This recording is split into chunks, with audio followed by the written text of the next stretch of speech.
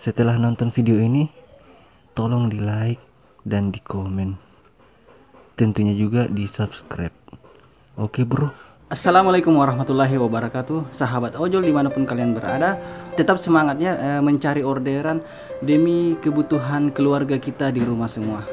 Hari ini hari Sabtu ya, kurang 30 menit jam 7 pagi. Dan sebelum itu saya mau minum kopi dulu sebentar dan lanjut ngebit, bukan lanjut, dan mulai ngebit ya teman-teman. Dan perlu saya sampaikan di sini teman-teman, jangan karena kesibukan dunia mengejar rezeki sehingga kalian lalai dalam urusan akhirat ya teman-teman. Jika kalian sibuk di dunia mengejar atau bekerja keras demi mendapatkan rezeki, dan pada akhirnya kalian mendapatkan puluhan atau bahkan ratusan juta rupiah, semua itu tidak ada nilainya jika kalian lalai dalam urusan dunia seperti kewajiban kita, sholat, dan ibadah yang lainnya ya. Yakin saja pasti yang ada hanya kegelisahan. Tapi jika kalian mencari rezeki di jalan Allah teman-teman, dan tetap menjaga ibadah dan kewajiban lainnya, maka Allah membuatmu tenang dalam kehidupan kalian, dan Allah memberikan rezeki sesuai dengan kebutuhan kalian teman-teman.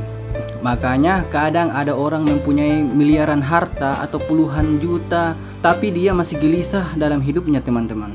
Tapi ada pula yang berpenghasilan ya paling tidak 20.000 sehari, tapi dia tenang dan bahagia teman-teman. Alasannya ya karena itu tadi, saat kalian bekerja mencari rezeki di jalan Allah dan tetap menjaga ibadah dan kewajiban lainnya, maka Allah membuatmu tenang dalam kehidupan kalian teman-teman, dan Allah akan memberikan rezeki sesuai dengan kebutuhan kalian. Jadi teman-teman, ayolah mulai dari sekarang, sambil kita mencari orderan, mari kita selalu menjaga kewajiban-kewajiban atau perintah-perintah Allah. Tentunya kita berusaha bekerja mencari rezeki di jalan Allah, mencari rezeki yang halal, dan juga menjaga sholat 5 waktu kita teman-teman.